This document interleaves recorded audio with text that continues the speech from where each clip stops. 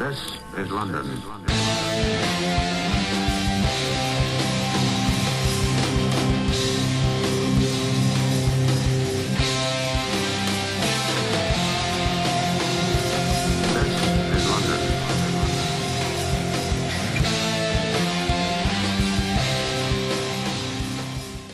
Welcome, ladies and gentlemen, to LDN Underground. I'm your host, JKS, and this week I have not one, not two, not three, but four incredible guests for you.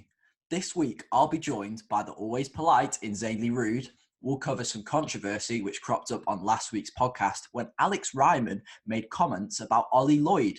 And I'm joined by Ring of Honor superstar and Army veteran, Flip Gordon.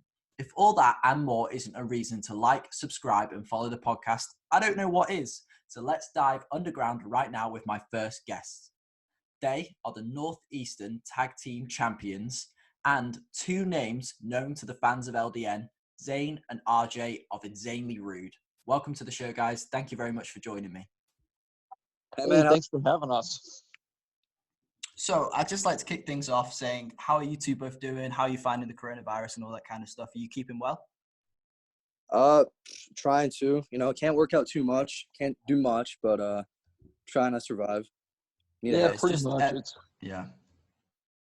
Sorry. I feel like I'm going stir crazy, but I just started going back to work, so there's that. Yeah, I think some people are really looking forward to going back to work after all this, after so many weeks of just nothing. Let me tell you, I am not. Oh, you're the other side of the scale then. Yeah, I could just sit at home all day, every day for the rest of my life, but that's not a good thing to do. So you got to get out and you got to work, you got to do everything. So, both of you, you've been tag teaming together for quite a while. When did you start tag teaming together, and what's that been like since? So, we started pretty much both as soon as we started wrestling back in September of 2016. And for me, I love it. Singles matches I do, it's bad to say, but it's a lot more work, and I feel like I can't be as creative in there. 4 people, you can do more stuff. Yeah, tag team wrestling really it works your brain. A lot more rules too. Yeah, definitely. There's a lot more going on in a tag match than in a singles match. There's so much more to be to consider at the same time whilst you're also trying to wrestle.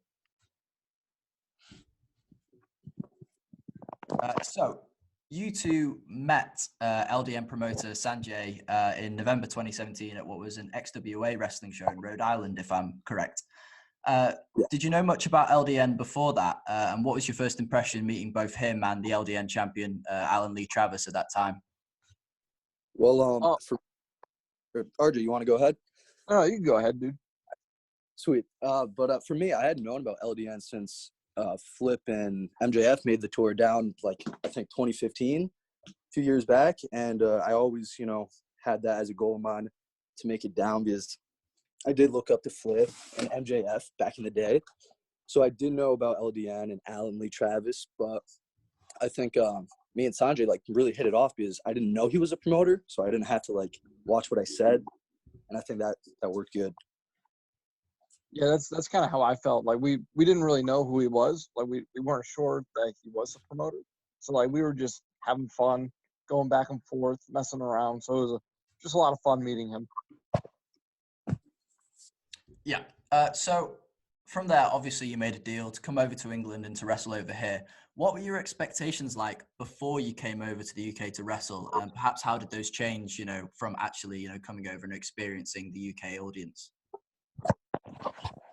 Well, you go down there and you kind of think it's going to be like how it is in the US, where everything's kind of like indie style and you're just doing a bunch of moves. But since it's like a touring show, it's more like a WWE style type thing where you're working with the same guys every night. It's just it's a lot different than working in the US, if that makes sense.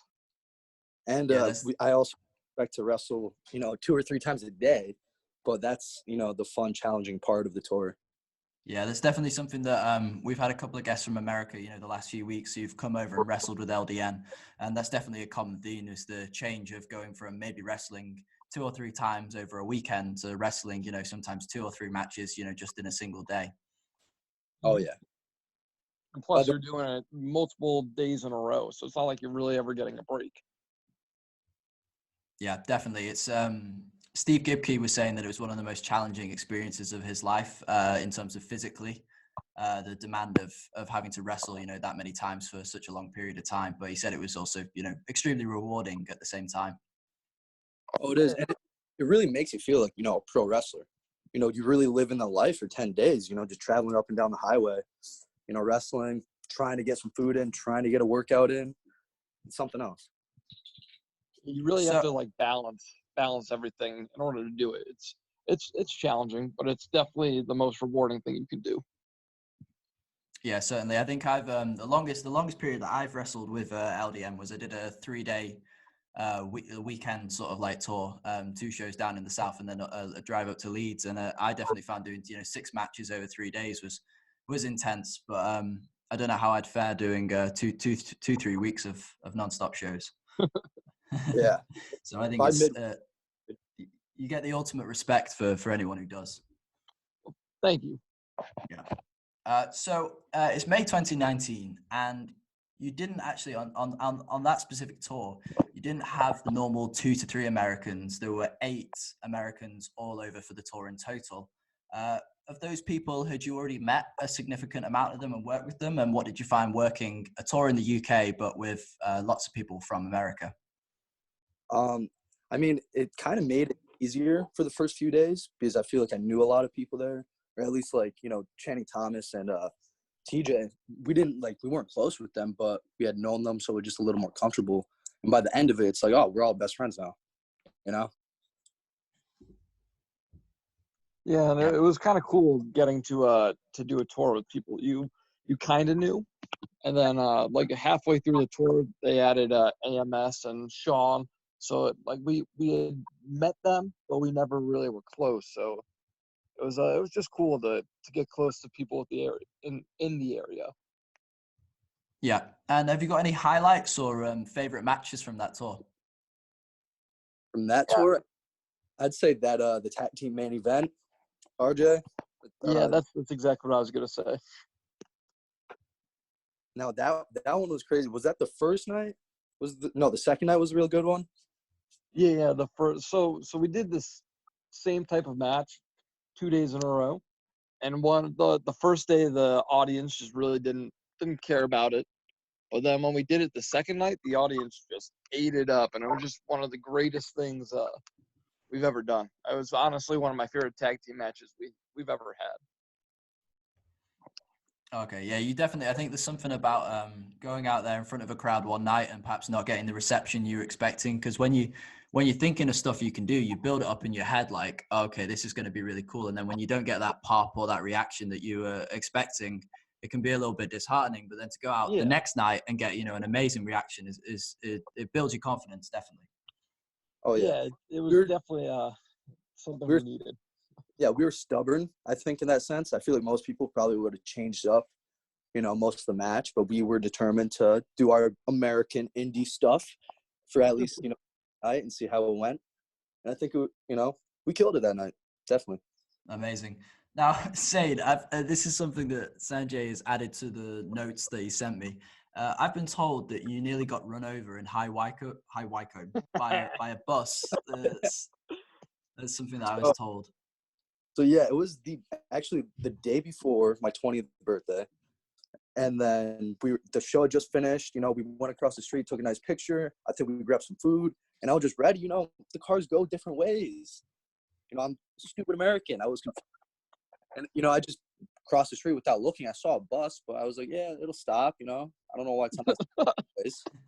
And I don't know if it was Sanjay or RJ, but someone. It was Sanjay. Yeah. So I got lucky. Sanjay pulled him out of the way. Zane almost never made it to 20 years old. That would have been something. Yeah, imagine that, getting run over from a bus in the UK on your tour over in the UK for the first time. I mean, you know, it happens to the best of us. It does happen to the best of us. Almost dying, you know, that's a good time.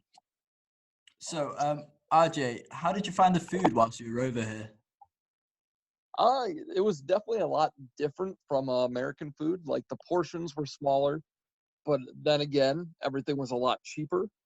I like the food. The food is probably my favorite part because I'm a big eater. I enjoy food, but you know, you got to be careful when you're wrestling and you're eating because then your body gets kind of fat if you keep eating and eating. But you also got to eat, so it's definitely a challenge while you're Yeah. on the tours. But When I love food, so.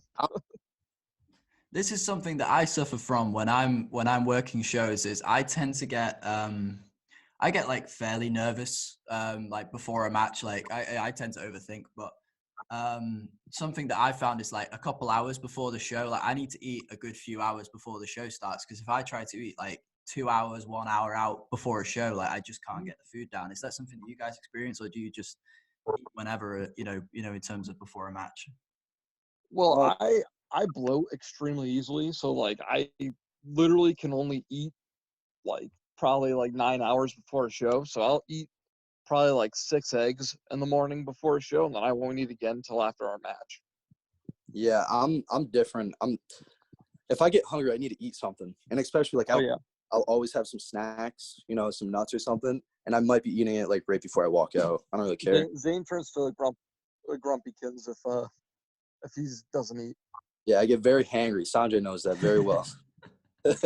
Zane's always hungry too, so it's like it doesn't matter what time of the day. Zane wants to eat. And I always get way more than I need just in case I can't eat later on. I want to feel safe. Like if we go to McDonald's, I'm spending like or like Taco Bell. I know you know that, RJ.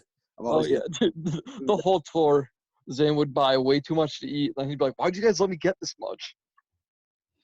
every day.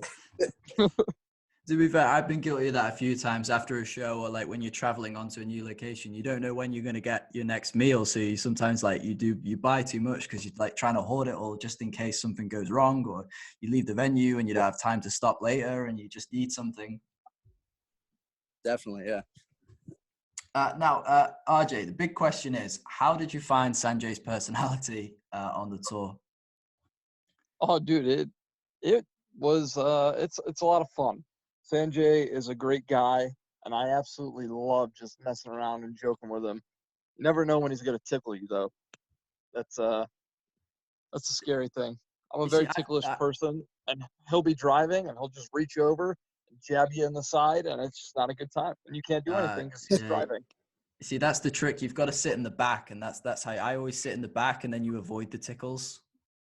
Yeah, but me and Zane always had to sit up front because we were the guys who were keeping him awake. Everyone else would sleep, and me and Zane would just try and stay up. Yeah, we stayed up I feel like pretty much the whole time. There'd be a few times I'd fall asleep, but most nights we'd be up and just talking. I don't know, we just all got along. We're all kind of messed up people, I guess.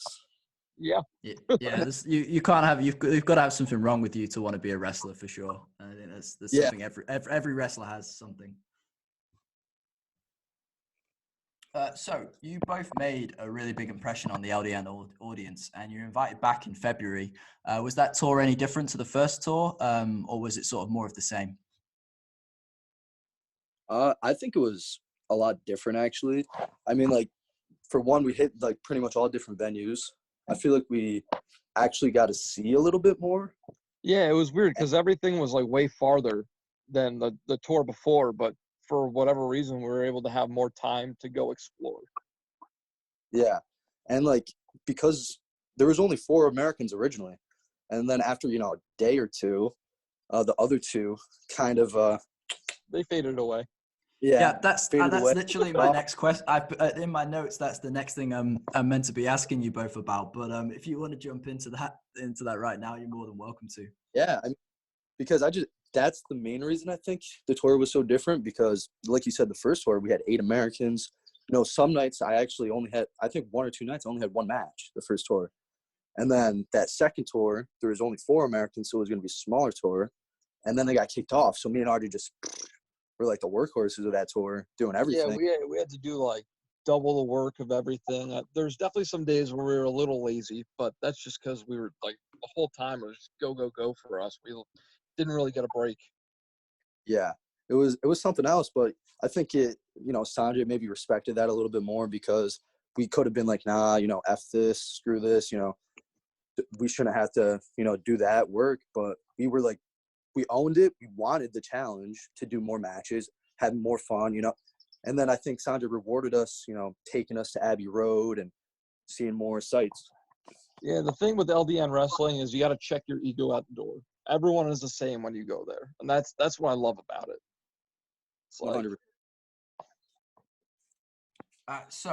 It's definitely something. Sanjay definitely appreciates those who put the effort in, and it's always appreciated when you put the effort in when it's not even asked of you, but you know that you need to.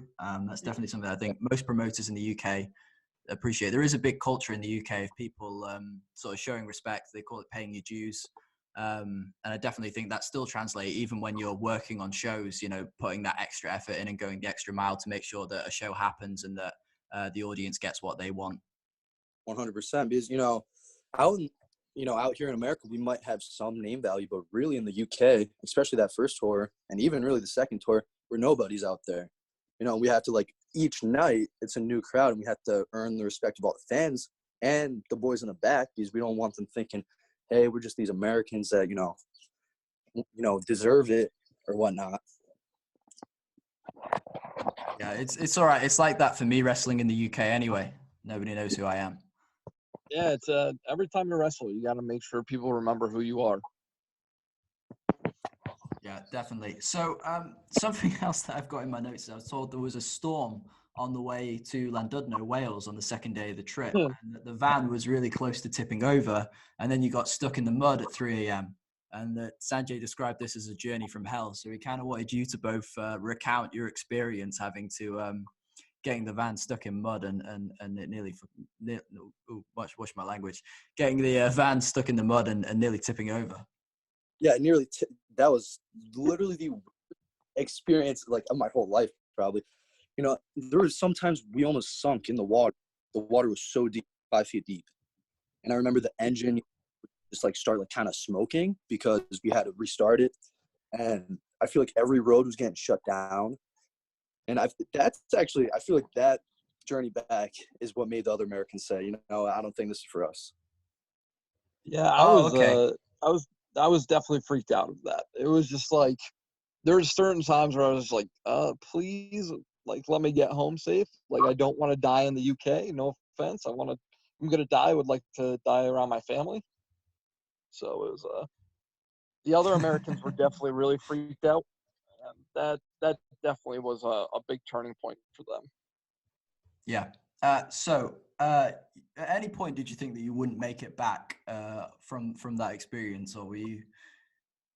I think the first time we got stuck and we had to keep restarting the engine, I thought, okay, maybe we're sleeping in the van tonight and we're going to have to wait, because there's no one on the road except us. And just 5 minutes prior to that, a cop said, we had to take a detour, and it added so much time to the journey back. And yeah, they shut down the whole highway. Yeah. Yeah, it was bad.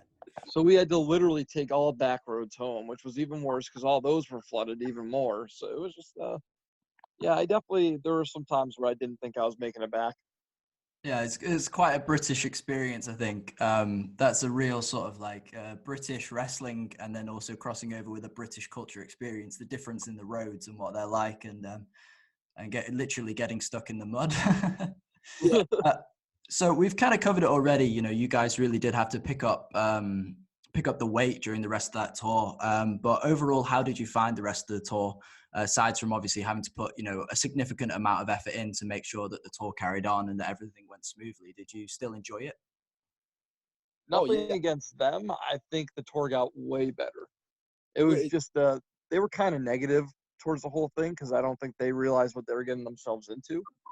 Yeah, and great. I love both those guys, but personally, I think there was less stress on me and RJ, even though weirdly we had to do more. I feel like there was less stress of us watching what we say and all that, and we could just have more fun generally with Sanjay, Papa Baga, and Alan. We just got to mess around a little more, so that was fun. That's something that you've just said there that I was going to come round to at the end. I was going to ask you what your nickname for Sanjay is, but it's just cropped up there. So do you want to explain why you call him Papa, and how that came about? I'm not sure. RJ, you want to get this one? I mean, I'm not sure how exactly it came about, but we just one day we're like, he's kind of like our UK Papa. He houses us, he feeds us, he takes care of us. He's the Papa. He's our father of the UK. Papa Baga. Papa Baga. And We're gonna from shortly there bring Sanjay on, so we'll enjoy that. So would you both like to come back to the UK? Yes. Of course, yeah. I think I would like to do it sooner rather than later. I kind of want to do a shorter tour next time we come, just so we could spend more time with everyone, and we have more time to see what's around. Because when you do the 10-day tours, you're kind of just go. It'd be kind of cool if we were able to come over, hang out with Papa Baga and Uncle Alan and all of them, and just explore everything. Yeah, definitely. I think there's something, especially for yourselves coming over from America, to be able to come over to the UK and wrestle, but then also experience the actual culture of the UK and take those things as well is quite an experience to have, and definitely something that can be perhaps not that can run alongside the wrestling. You know, the main focus of the tour is the wrestling, but still to have those other experiences as well is also really important. Of course, and really, because we don't have too much time there, we have to pretty much like not sleep and just go if we want to also fit in, experiencing that stuff. So it'd be nice if, we went for like a 5-day tour, stayed for like a week, got 2 days to explore. Yeah, definitely. Well, hopefully at some point you guys will be coming back over to the UK. We're not quite sure when that will occur, obviously, because of the global pandemic at the moment. But hopefully, I'm really hoping that you both come back over. I'm hoping that we cross paths on shows when you come back over, because I definitely think there'll be some interesting matches there. Oh yeah, I think we could have some fun, man. Yeah, this is how you get bookings. You get to be the host of a podcast, and then get the guests on, and then challenge them to matches. That's how you get bookings in 2020. Well, you know what? It's working. You're on. I think Zane and I are going to do that. We're going to start a podcast and then just make matches. That's what you've got to do. That's the way forward. So have you got any final comments for your LDN British fans before we're actually going to bring Sanjay in a second, but before we do, and he wants to probably tell a story that's super inappropriate or just very funny or very worrying for you both, knowing what Sanjay sometimes knows about people, but I'll leave him to that. But before we bring him on, have you got any final comments, for the LDN fans in the UK? Definitely thank you guys for accepting us and just having a good time, because I feel like every time we go out in front of the UK fans, we're just there having the time of our lives. Yeah, just thank you guys for all the support every time we go out, and even back home, liking all our stuff, showing us support. Thank you guys, and hopefully we'll be seeing you guys soon. Amazing. Well, thank you very much. I really appreciate you joining me. I've really enjoyed this. It's been fantastic. Really nice chatting to you both. So at this time, I'd like to welcome Sanjay onto the show, and I'm going to sort of leave it up to you three to have a little bit of a chat and maybe tell a story or two from the tour that perhaps you wouldn't have gone into detail with me. So Sanjay, welcome back onto the show.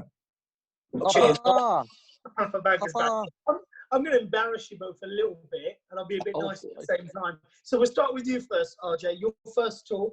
Now, the first thing I tell all the Americans, I tell them what airport to meet me at, where to meet me. But the most important thing I say when they arrive, do not drink tap water, because each country has different water and it will make you sick. Now, I've traveled to a lot of countries. I go abroad quite a lot, so I know this firsthand myself as a youngster. So they're staying in the travel lodge one night. I pick them up and I'm looking at RJ, and he's obviously been sick. He looks rough. And Zane's like, he's been puking up. I don't think he can wrestle. Of course you can. So we get to Lewes Town Hall, and I'm like, yeah, he'll be fine. Next thing you know, I walk outside the venue and he's puking up everywhere. I'm like, oh, I've just seen him puke up. So it's not a very nice thing. So I said, look, we'll still pay you, but you can do the music and you can help sell the merchandise. So I sent him to go get me some ice that I needed for the drinks. And once again, I looked outside, and what was he being? He was being sick. But fair credit to him. He got up, He still helped sell the merchandise, still helped with the ring a little bit, and he helped do the music. So he was a team player. And I think that tour, I think he sort of, come as youngsters. Sometimes you go back as men, and maybe that was his defining moment that he still did it. And that was respect in my eyes, because I thought, wow, the guy put the effort in. So I was quite impressed with you that night, RJ, even though I saw you be sick at least 2 to 3 times. Oh, thank you, Papa. And it's not like when I was sick, it wasn't just a little, it was bad. It was going all over the place. And there were people on the street walking, and I'm just vomiting into the street. Probably was not a good look. And Luce Town Hall, Luce the place, Luce, it's a very posh area. It's not your usual town. It's very upper class, very middle class Britain. So those poor folks probably haven't walked out into the high street since. They probably had nightmares about that. Yeah, I think I still do. But he got on with it. He did the next show, and he was back on the thing. And as a gesture of goodwill, I'm going to send you a present, RJ. I'm going to send you 10 bottles of British tap water that you can go give to. If you don't want to drink it, you can give it to all your American wrestling friends and see what happens. No, I think that's a good idea. I think that, like, on days I don't want to go to work, I'll drink the bottle of water before, and I'll just go into work vomiting. Or you can give it to everybody at work and just watch them all be sick. That's true too. Absolutely. And now moving on to you, Zane. So you touched on this slightly earlier on. You turned 20 on the tour at Cheltenham. And the match that you discussed earlier on, which was the first ever in LDN history, was the All-American main event, which was InZanley Rude against the team of Channing Thomas and TJ Crawford. They're the first ever All-American main event. You turned 20, took you for a bite to eat. So I think that was something a bit different, that you had your first probably birthday abroad.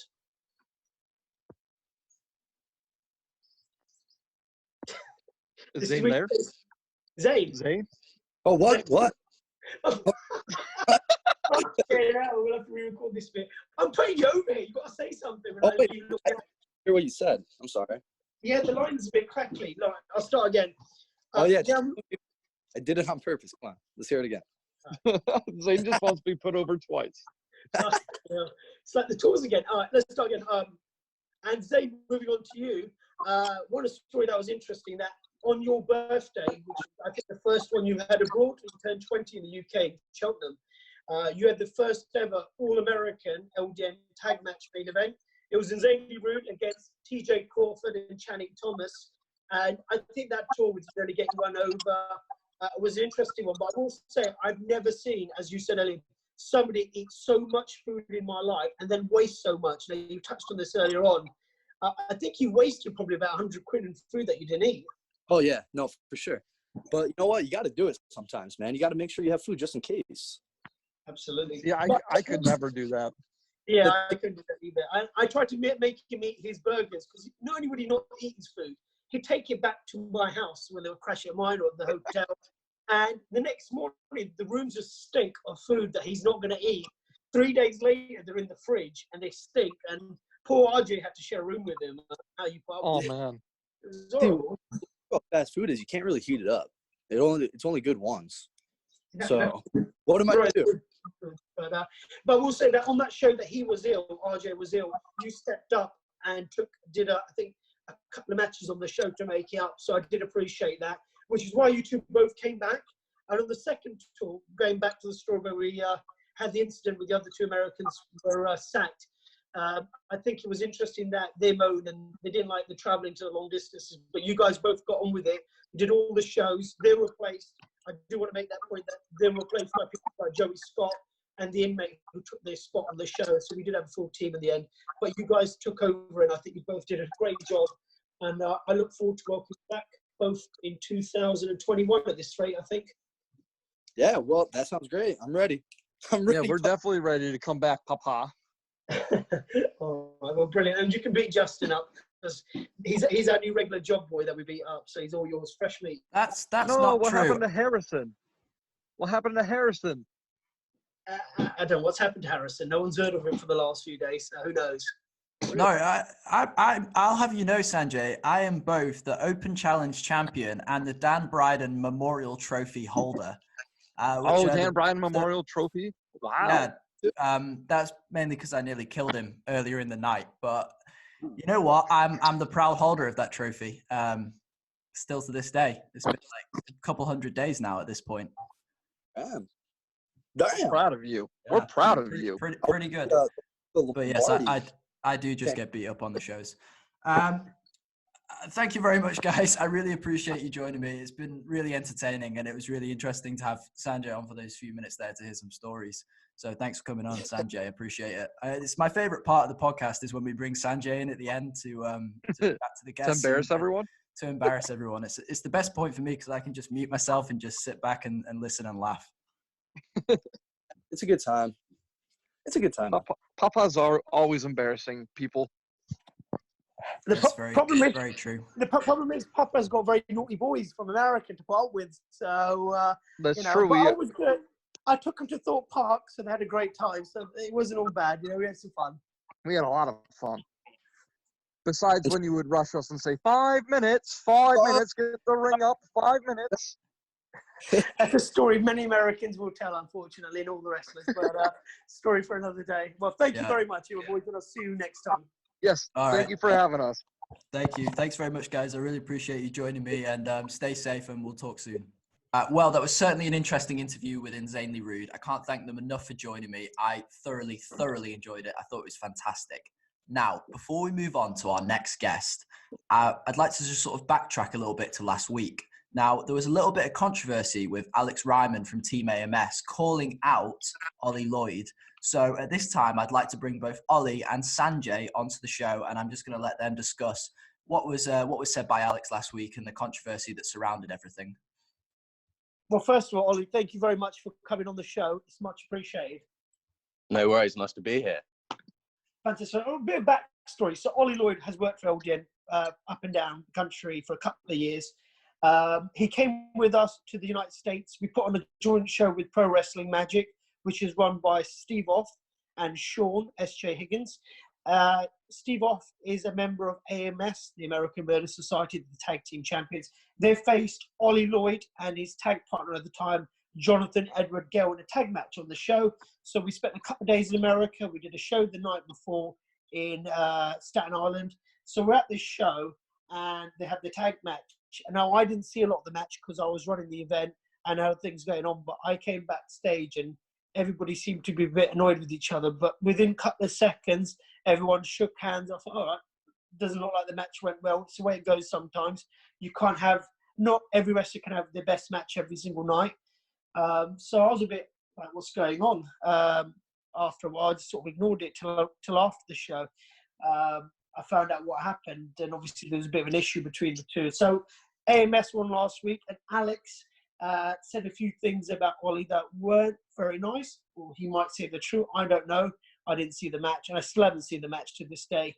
But it's only fair if someone says something against someone, the other person should have a right to reply. So Olly, he said you're a bit unprofessional. He said you're awkward in the match. He didn't enjoy working with you. Felt that you didn't want to be there, and he said it got a bit physical. So this is your opportunity to say what you felt happened that day, and over to you. All right, cool. So yeah, I did listen to the podcast. I think when I wrestled in America, I think Alex wrestled under a different name. Was that right? Or he wrestled as Aaron Bradley. Then he's just that was it, Aaron Bradley. Yeah. And yeah, so we had a really good first night in Warriors of Wrestling. That was Staten Island, and then we moved over to was it Jersey? The second show with Magic. That's New Jersey. Yeah, cool. Yeah, and as you said, that's run by Steve and Sean. Those guys are awesome. They run like a really professional setup over there. Really cool.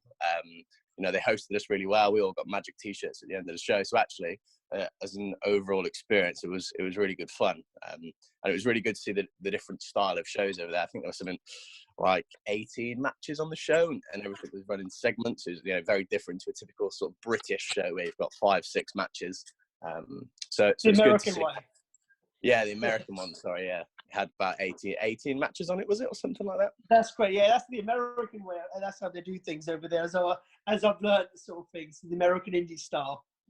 Yeah. So yeah, and it was quite interesting. I was working heel. Not worked heel too much. Well, I hadn't done up until that point anyway. I've worked it a fair bit more now. And yeah, I just remember we came out with I was with JJ, and I came out, and I think I came out and I snapped. They're all, really patriotic as you are over there, and I think they had some American flags or something. I took this guy's American flag, and honestly, this guy was so irate. It was brilliant. I was just like, oh, this is quite funny. But yeah, anyway, we went into the match, and I listened to the podcast last week. And I was actually a little bit confused as to what was said. So Alex, firstly, was like, oh, I think it was this guy. I don't really know. And so, if he's going to say stuff personally, I think he should be making sure he's talking about the right person. And from my point of view, and I've got countless other people that will probably or will back up to say the same, we went in, we had the match, and JJ ended up with like a really bloody nose. His blood was everywhere, and he was concussed. He was in the ring. He didn't know what was going on. So in terms of where he was talking about getting physical, I'm guessing he actually meant JJ, because I came out of the match absolutely fine, and JJ spent 3 hours afterwards going, where am I? Did we just wrestle? Have I been to the hospital? Have we done this? Like, literally did not even know where he was whatsoever. And we're all sat in a little circle, or the British guys backstage, just just laughing at JJ basically, but also kind of making sure he's all right, because he didn't really know where he was. But that obviously kind of ticked me off that my mate was in the ring, and my mate was in the ring basically getting house leather beat out of him. And so anyway, I'm not gonna start saying too much, but I jumped in the ring. I wasn't really happy with it. So I didn't lose my rag as such, but I kind of made, but again, Steve and Sean, they're great guys. To be honest, Alex is, just not my kind of person at all whatsoever. Looks like he's, come straight out of his mum's basement where he's living or something. I don't really know. But yeah, I got in basically. And that was the match. The match wasn't very good at all. Steve was great to work. Alex was like working with jelly, to be honest with you. Again, talks about being awkward, was probably annoyed. But again, he didn't know who he was talking about. So, you can't actually take anything away from what he said. And then actually what I remember from after the match was sort of coming backstage, and the dressing room was full of people. There was like someone dressed as a hot dog. It was like really over the top, but it was quite funny. Came backstage, and we had Jason Carry on with us as well, and then all the British boys, and they were all just sort of laughing and sniggering, like, "Oh, you've stiffed them, man! You've stiffed the promoters." And but not aimed towards Steve, because I thought Steve was a really good guy. Aimed more towards Alex, and I think me and Sanjay had a bit of an argument backstage over the fact that I'd allegedly stiffed the promoters, but again, not aimed at Steve. That was more Alex. So me and Sanjay had a bit of a, not a shouting match, but I'd say we had a bit of a disagreement backstage after that match. Yeah, I think it was after the show, wasn't it? That was way after the show, I think, because I was in the ring a couple of minutes after you, I believe, or a segment or two after you. So I think we spoke after the show, and we parted our ways for a little while, but we're sort of talking again. We've right to a heat this year before the lockdown. Olly actually bought me a drink, but you're going to be back wrestling for us, hopefully once our lockdown is all ended. But I think going forward, that was a bit of a negative thing, maybe with both of you, what happened. But taken away from that segment, I think the rest of the day we had a great time. At least I know I had a great time. Like, I didn't know most about this till after the event. But I think, that incident between, say, you and Alex, maybe, I think the rest of the evening, we had a good time. You left happy. Yeah, definitely. The show overall was really good. Like I said, it was interesting to see like the different ways that shows ran over there, and Steve, Sean, they've got a really professional setup, and that's great and stuff. But obviously Alex has said what Alex said, and but yeah, there you go. But like, I'm not too fussed about it. It's like 2 years ago now. I literally forgot about it until I heard that podcast, to be honest with you. Yeah, it's 2 years on, I guess, sort of thing. But it is what it is. Sometimes this is the way things go. Like I said, even the best of wrestlers in the world have days off or have disagreements. But Alex isn't one of those. I will say this: I didn't get involved last week with him, and I don't get involved with you. I'm being the peacemaker for once, which isn't my usual role in LDN. No, it's not. But it is on this show, so I've got to behave. So, but listen, it was only fair to let you have your say in return, because I don't think it's fair for someone to say something and not have a reply. So I do appreciate you coming on. Once you're back wrestling, then we can have you on the show properly, and you can have a discussion about happy things in wrestling. And there we go. So thank you All very good much, fun. Olly. Cheers. No Thank worries. you. Nice to speak to you all. All right. Cheers. Bye-bye. Back to you, Justin. All right. Thanks very much for joining us there, Olly. And thank you, Sanjay, for sort of conducting that conversation and bringing your knowledge of actually being at the event and sort of talking that through with Olly. It was really interesting for me to obviously hearing Alex's side last week and then to hear Olly's side as well. And I think that'll clear things up really for everyone listening along as well and to hear both sides of the story. Absolutely. There's always two sides to every story. Like, I don't know who's right or wrong. Like I said, I didn't see too much of it. This is one show because I'm not used to having so many wrestlers at a show, so it's different. The American style is so different to ours.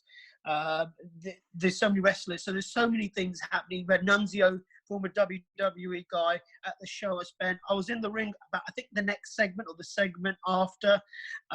So it was so much stuff going on.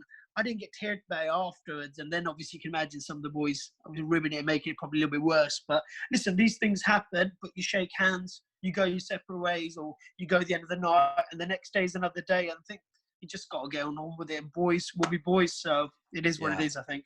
Well, I can definitely, we'll probably have him on the show at some point, but from my kerfuffle or situation in the ring with Dan Bryden from September of last year, I can definitely agree that sometimes things happen in the ring that you weren't expecting or you didn't mean to happen, and it can create a bit of a tense situation, but everybody understands at the end of the day, and these things happen and you shake hands and sort of move on. So it's nice to see that everyone shook hands at the event and sort of 2 years later are kind of okay with the situation, 2 years removed.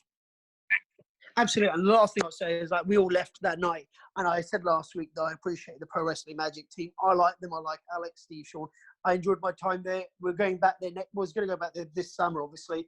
That's not going to happen because of the virus. And they'll be back over for LDN. So, listen, it was a great time. These things happen. You get up and move on and on to the next thing. Amazing. Thanks very much for joining me, Sanjay. Really appreciate it. Cheers. So, ladies and gentlemen, my next guest, he is an international star as seen weekly on Ring of Honor and was the first ever American to win the LDN British Championship and the first ever LDN World Champion. I'm really excited to have on the show Flip Gordon. Flip, welcome to LDN Underground. It's great to have you on. Thanks for having me. It's good to be here. How are you doing? How are you keeping up with coronavirus and everything? I'm doing good. I've just been staying home, trying to follow the rules the best I can. I'm not very good at following rules. But I've just been in my basement working out, waiting for that call, letting us know when we can go back to work, because as soon as that happens, I can't wait to climb back in that squared circle. Yeah, because you've been, you've been wrestling for just about 5 years now, which is, a relatively short period of time considering the amount that you've achieved and the name that you've made for yourself in that time.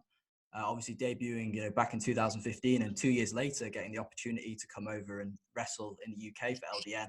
How did that kind of whole thing come about is what I kind of wanted to know to kick things off in terms of the process of how you got in touch with LDN wrestling and then coming over to the UK. So I was wrestling on the independents over here in the States, New England, East Coast area, and I worked for this promoter in New York. And I'm very bad because I can't remember what the promoter's name was, but he put me in contact with Sanjay. And Sanjay had seen a highlight video that I had kind of put together. And I don't think he ever saw me actually wrestle, but from what he saw from that video, he must have impressed him enough to bring me over. Because I came over to England for my very first time, I think not even a year into the business. Yeah, it must have been. It was, which is kind of crazy. Yeah, what was it, 2016, 2017, something like that? So it was very, very early on. So maybe a year and a half. If I remember correctly, it was like January or February. Yeah, I think it was early 2017 because you did two. This is what we're going to come on to next is you came over and you did 2 tours back to back, which is also something that no one has done before from America, coming over to LDN to do 2 of the main tours back to back, because you did it was like January, February, and then the May tour as well. Yeah, I mean, I as soon as I was the champion, I knew I had to go back. And so the second time I had even more fun than the first time, because I was coming back to show everybody, hey, look, I left the champ, but now I'm coming back and I'm going to leave the champ again. At least that was the goal. Yeah. And you know, during that time, you're touring with some guys who've gone on to do really big things, likes of MJF and Jason Carrion. So, what was it like, coming over to the UK, being in a different environment, but with guys that you were familiar with, or you've worked with, and all that kind of stuff, to come over to a different environment and wrestle with them on that tour? It was really special because it was actually me, MJF, and Jason Carrion's first time ever crossing the pond. And so it was all like our first time. So we got to go through that together. And me and MJF had wrestled quite a bit over here in the States. And then once we went over there to LDN, I felt like we were wrestling so much that once we came back to the States again, that everybody wanted to see that match, which was really cool because we got to wrestle so much over there in front of a different audience. And it was so much fun. I loved it. I love going to the UK. I've actually been there like 9 times now. I'm obsessed with the UK. Well, that's quite a big number, especially from the last couple of years. There's a lot of visits. So along the journey with LDN, obviously coming over with the American guys, but you also met a lot of British wrestlers, likes of on those initial tours. You had Crusher Curtis, Alan Lee Travis, Hotshot Joey Scott, and a lot of others. How did you find working with the British talent? I thought it was a lot of fun. It was a new environment for me and a new crowd. And me, every time I went into the locker room, because I'm so new at this, and because I started traveling so quick, every locker room I went into with the mentality as, hey, I'm here to learn. I haven't done anything yet. You know what I mean? And so I didn't know the backstory of many of these wrestlers, but I looked to them as, hey, they've been here longer than me, so I'm going to listen. And I'm just going to soak up as much as I can.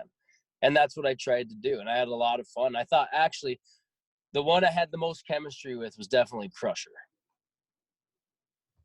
Okay. Yeah, it's funny. I've done a couple of shows with LDN over the last year, but I've not come across Crusher yet. Well, you're lucky because he will destroy you. Yeah, I unless can you're imagine. good like you, yeah. of course. Yeah, I can imagine. So I was told by LDN management that you obviously wrestled Crusher on your first match with LDN, and within 5 minutes of that match starting, promoter Sanjay just said to the other guys in the back, "Wow, he's got the X factor." Having never really seen you wrestle before, but he's seen something in you that he'd not quite seen from other people. Do you have any memories of that first match with LDN against Crusher? I do. I remember it snowed as we were setting up the ring, and they were like, "Oh my gosh, I can't believe it's snowing here in England." My first day in England, right? Second day maybe, because I arrived the day before. But I remember seeing it was real ropes, and I remember they were loose, and everybody's like, "Oh, you're not gonna be able to do all your tricks because it's real ropes and they're super loose. You're not gonna be able to springboard. You're not gonna be able to flip. The ceiling's low." Like everybody's like, "Oh, you're not. What are you gonna do? What are you gonna do?" So I did exactly what I always do. I busted out every single move I always do, and I hit it perfectly, just like I always do. And I think that's what impressed them, because they didn't think I was going to do anything off those crazy ropes. But I have no fear. And if there's fans there, I have to deliver. They came to see Flip Gordon. They didn't come to see nobody else. Yeah. So I got to give them Flip Gordon that they've seen, what they've heard of. Well, that's because I can attest that those ropes, that ring, especially the ropes, being real ropes and everything, there is not the same give that you might get with cables and different rings.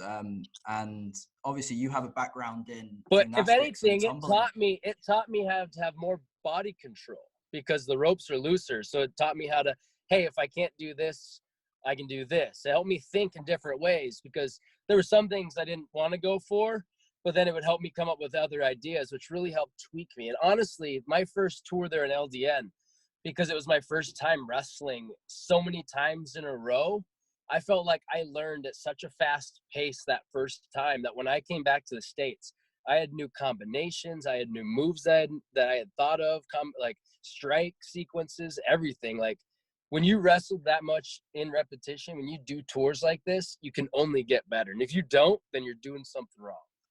Yeah, definitely. I think when you have that opportunity to wrestle a series of matches in such rapid succession, and sometimes wrestle 2-3 times a night, you've got to, for yourself as a performer, you've got to keep things fresh. You've got to keep things moving along. And also you just naturally have new ideas and new sort of like moves and combinations come up with different opponents. Because obviously different opponents present those different challenges. So I definitely think there is something about that opportunity to come over to the UK and wrestle for such a sustained period of time and sort of pick up all those new things over that tour. No, absolutely, I would agree. Yeah. So you and Crusher ended up wrestling again at Margate Winter Gardens, and you defeated him and became not only LDN British champion, but then you were the first American ever to win the title. You retired as champion at the end of that tour, and then something quite historical happened for LDN wrestling. Sanjay announced that you would be the first ever LDN World Champion, and that you're going to defend that belt internationally. How did you feel about making like such a big impression on a company and on a promoter that he would create a new championship for you to then take and represent across the world? I was really proud of that because I got to represent a company in a big way in a different market that for people that might not have heard of LDN before. But part of me was a little mad because I had won the heavyweight championship, that British heavyweight championship, and I wanted to bring that home, and management would not let me. So I think that because they saw my passion for being champion, they saw my work ethic, they saw how I wanted to come back, not just once, but multiple times. They had to do something, and no better way than to give your current champion what they are deserved, and that is a championship. And so I took a lot of pride in defending that world championship, and I defended it as a British championship as well, because that are the roots of where the championship came from. And I'm very big on tradition and going back to your roots. So I wanted to instill the British roots into that championship. And so it was really cool to not only defend it everywhere over here, but to come back to England and defend it as well. Yeah, to take that, so you really took the heritage of the championship and the culture where you'd obtained it and brought that into your own in the United States. What was the reaction like from other wrestlers and also fans and promoters when you brought a championship? You know, you're relatively new to the business. You've come over to the UK and you've come back with a world championship, and now you're going to take it all over the country and represent that company. What was their reaction like to you doing that? I think a lot of people were shocked, especially because I was so young in the business. But as soon as I came back with that British championship or my world championship, it kind of set a trend here in the States. Because then after that, I was getting championship opportunity after championship opportunity. And I went on to win a couple other championships here in the New England area while I was holding the LDN World Championship. So it definitely opened a lot of eyes over here, like, oh crap, hey, check this kid out. Yeah, definitely. So obviously the LDN tours, they're physically quite demanding, you know, especially the biggest one being, 14, 15 days wrestling for such a long period of time. I was watching your the documentary on the Ring of Honor YouTube before, and you're, a big supporter, or, you really believe in the importance of rehabilitation and looking after your body. And you also have a background in tumbling, and you were just talking before about the importance of being able to control your body. What was it like being in the UK and having to wrestle for such a sustained period of time? Obviously, stranger to wrestling for a long period, but when you were relatively new to the business, to come in and do 14 days back to back, it's quite a big thing. So what was that like, sort of physically and mentally, wrestling for such a long period of time? Well, with that one being my first tour, like legit tour, and my first time wrestling for more than just a weekend, my first time wrestling more than just 3 days in a row. After that third day, it was like, oh, I can't wait to wrestle that fourth day. But then after that fourth day, you're like, oh my gosh, I am so sore. But I have 10 more days to go.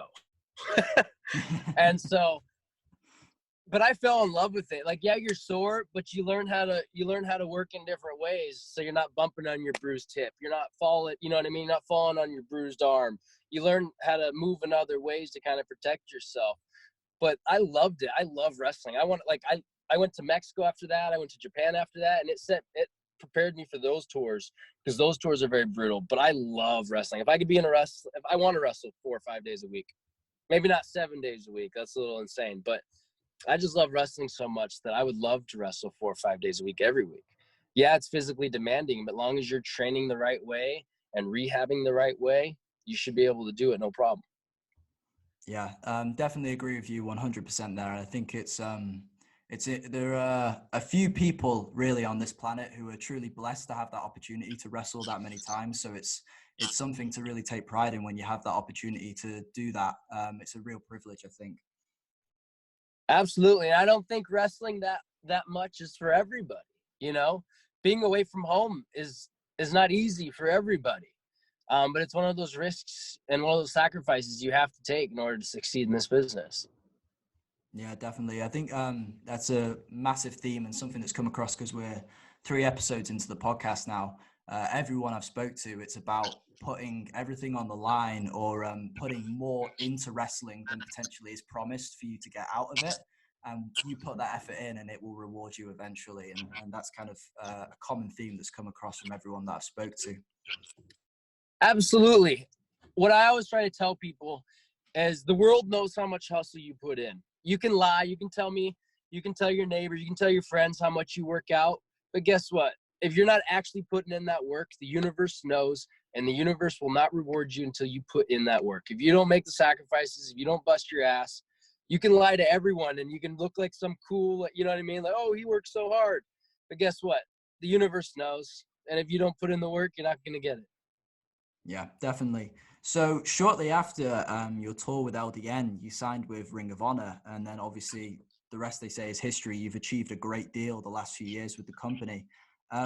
Over those years, would you have a certain number of highlights that you could talk about, just like a couple of memories that really made it for you, that experience wrestling for such an incredible company?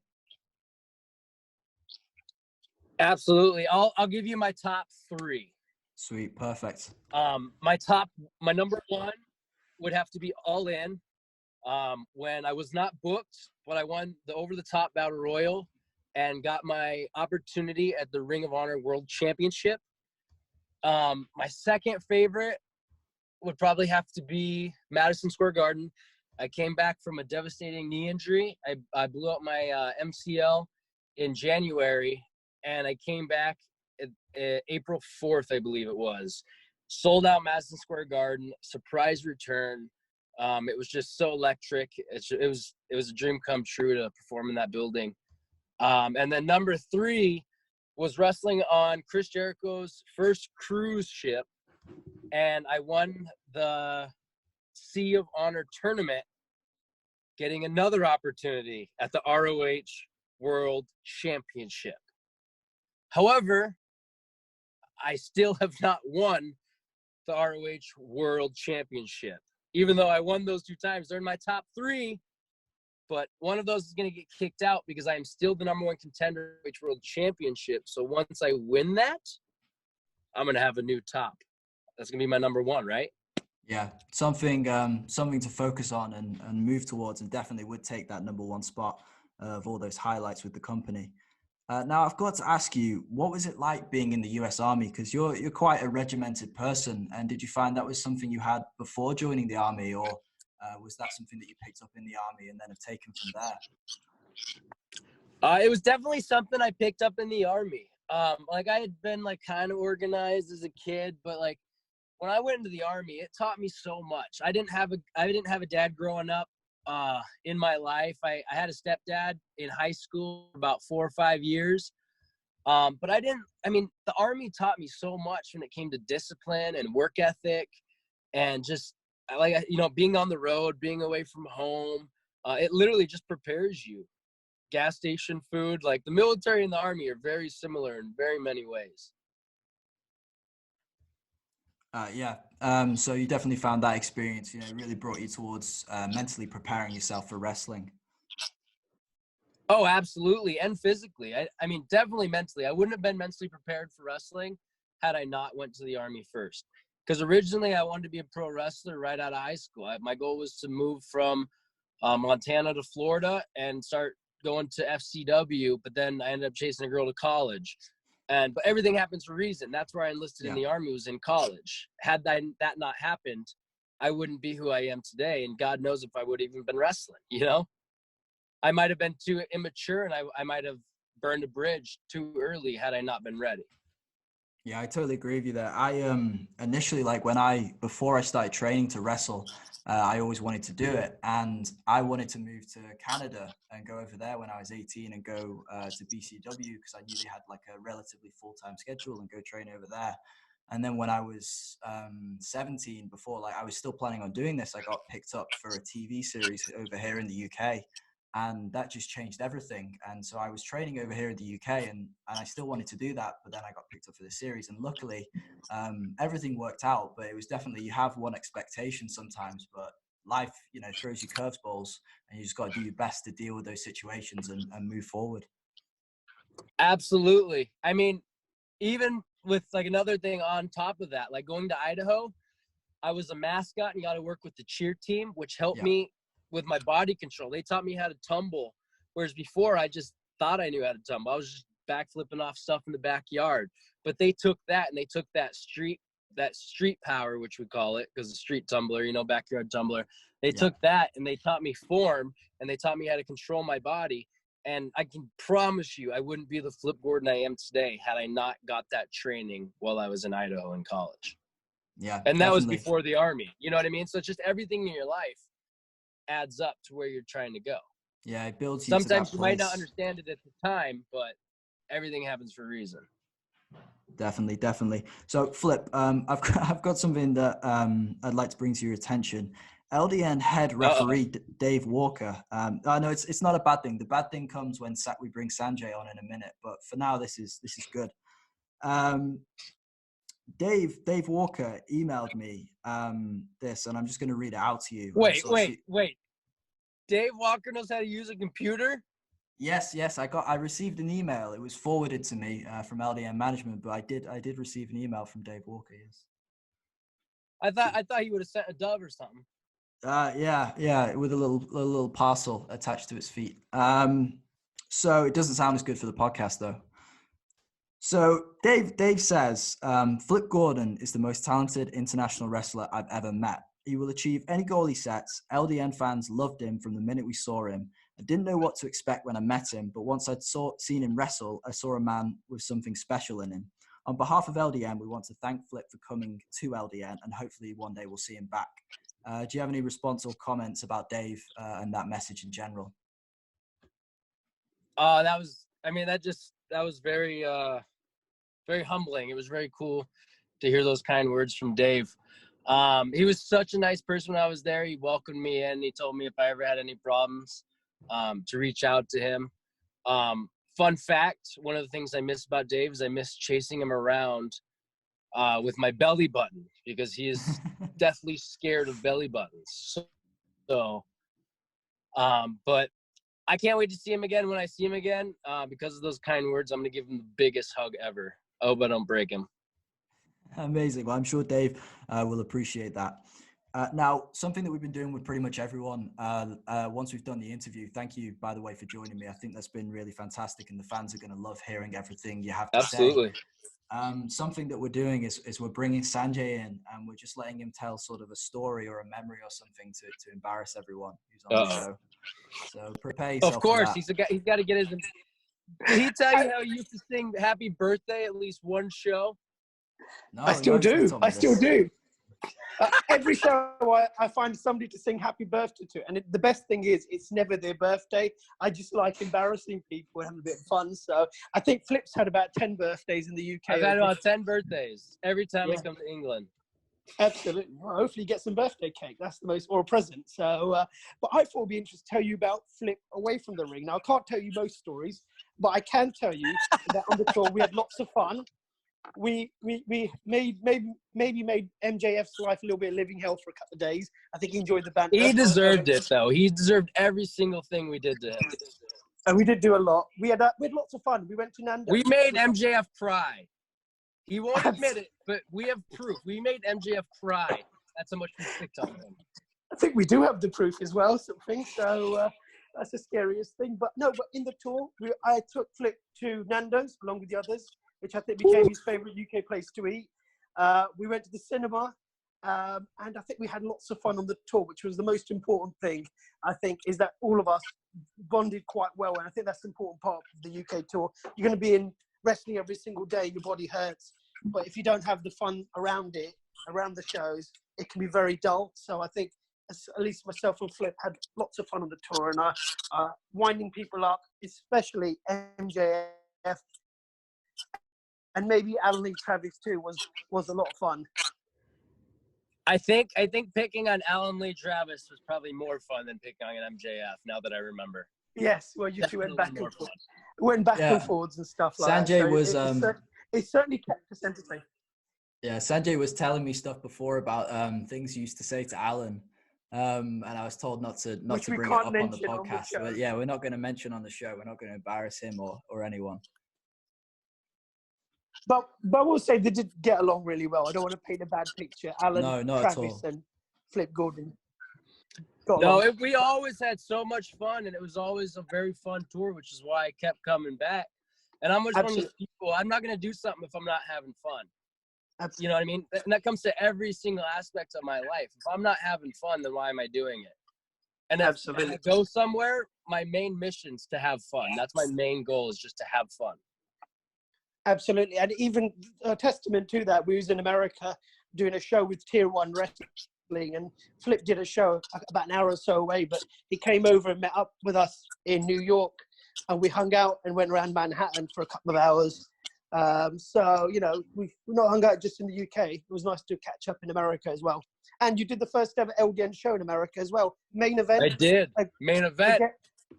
Against Darius Carter, I believe, and Crusher Curtis, I think, off the top of my head. I got screwed. You got screwed. Well, rematch. Remember, you're the first. Screwed. I want my rematch. Where's my belt? And well, listen, the belt's in America right now, New Jersey, with Steve Gibkey. So it's closer to you than it is me. All right, I'm getting in my car, and I'm going to go hunt him down. Fantastic. Well, listen, I want to say, before I head off and leave you guys to it, thank you very much for coming to LDN. I think you made a great impact. You deserved a championship to be made just for you and sent to your house. And I think you did a tremendous job, and I'm sure you'll have continued success in the world of professional wrestling. Thank you, Sanjay. I really appreciate that. So, Flip, I'd like to thank you for joining me. It's been really fantastic having you on the show. Before you go, have you got one last comment for the fans of LDN Wrestling? Book Flip. That's it. Just book Flip. No, all joking matter aside, if you want to support me during these crazy, crazy times in the world where I can't do what I love, please go to my Pro Wrestling Tees, get a t-shirt. And I promise, once I'm able to do what I love again, I'm going to go crazy. And I'm going to come up with stuff y'all never even seen before. There we go, ladies and gentlemen. Be sure to check Flip out on Pro Wrestling Tees and buy some merch if you can. Well, Flip, I think this has been fantastic. I've really enjoyed speaking to you. I'm sure the fans have absolutely loved every minute of listening in. So thank you for your time, and have a good day. Absolutely. You too, and be safe. All right. Cheers, Flip. And with that, it's time to wrap up this week's episode. I can't thank all my guests enough for joining me, and you, the listener, for supporting the podcast by listening in. Please be sure to like, subscribe, and follow on YouTube and SoundCloud respectively, and keep up to date with the LDN social media for all the latest news about the podcast, including next week's guests. Thanks for joining me. Stay safe, be kind, and support pro wrestling. I'll see you next week for another episode of LDN Underground. This is London.